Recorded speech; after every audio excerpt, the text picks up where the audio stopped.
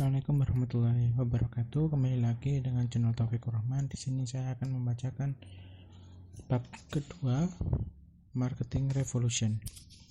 Menurut saya, tujuan marketing adalah menukarkan nilai tambah yang ada ke sebanyak mungkin pembeli sesering mungkin sehingga pembeli untung, penjual untung.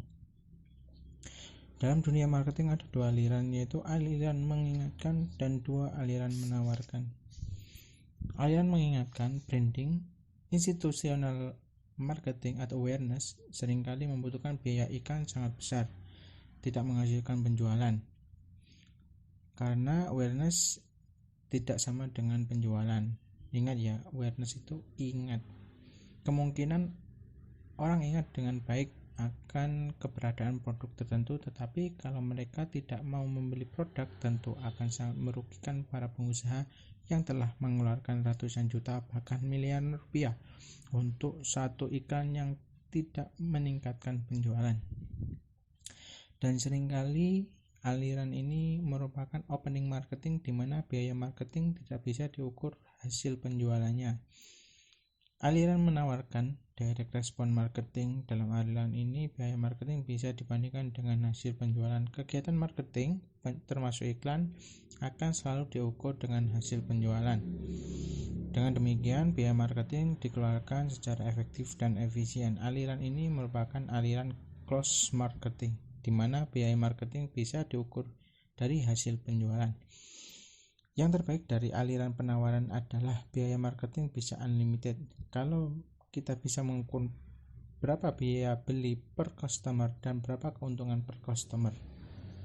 Sebagai contoh, biaya beli, biaya marketing yang dibutuhkan untuk mendapatkan seorang customer rata-rata biaya 1 juta. Dan ternyata keuntungan bersih per customer rata-rata 2 juta. Maka biaya marketing boleh unlimited. Usaha marketing yang sudah menghasilkan ini boleh diulangi selama masih menghasilkan. Ketika saya pulang dari Denpasar ke Jakarta, duduk di sebelah saya seorang direktur sebuah bank. Ia berkata, "Wah, aliran Pak Tung adalah aliran hard selling." Saya menjawab, "Tentu bukan, Pak. Seperti kata Deng Xiaoping, tidak peduli kucing putih atau kucing hitam, yang penting bisa menangkap tikus." Demikian juga aliran marketing saya. Tidak peduli soft selling atau hard selling, yang paling penting penjualan meningkat dan berkelanjutan.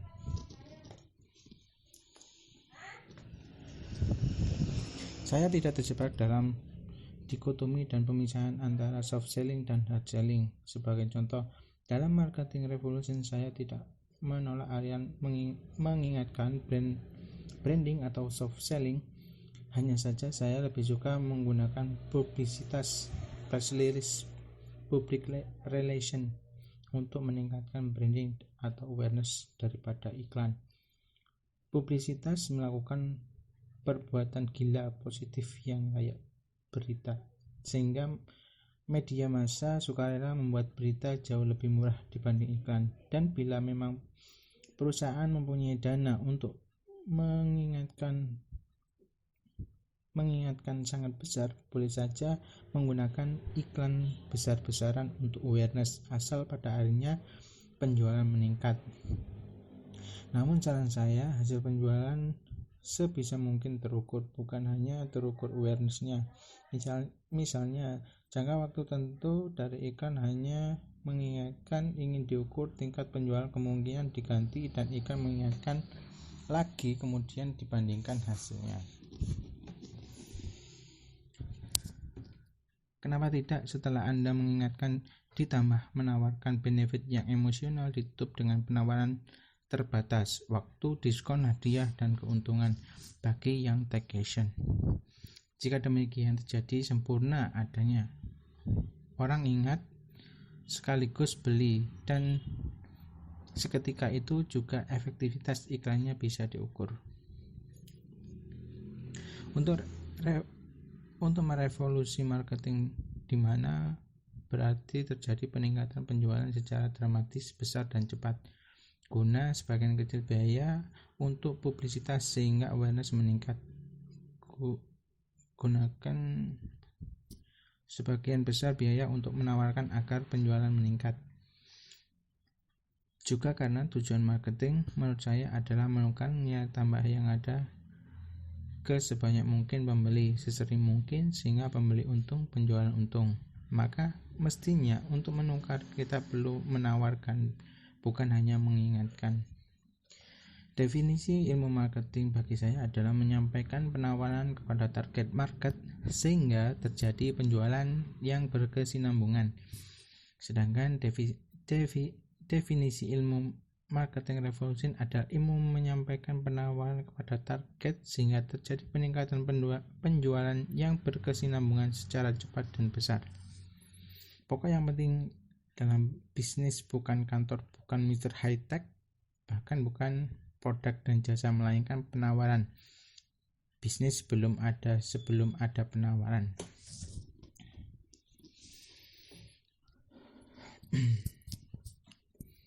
Untuk menjadi penjualan berkesinambungan, pasti syarat adalah baik pembeli maupun penjual untung.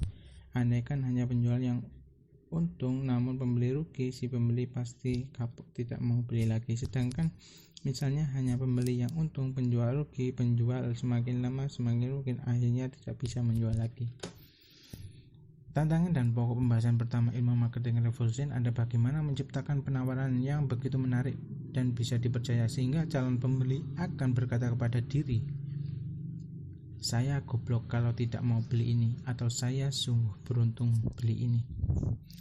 Tanggapan dan pokok bahasan kedua ilmu marketing revolution adalah bagaimana menyampaikan penawaran yang begitu menarik dan bisa dipercaya kepada calon pembeli yang tepat. Misalnya ada penawaran Mercedes-Benz Class dengan harga sangat murah, 50% di bawah harga pasar, dan masih berhadiah 2 kursi pijat Oshim senilai 100 juta sekaligus plus tukang pijatnya.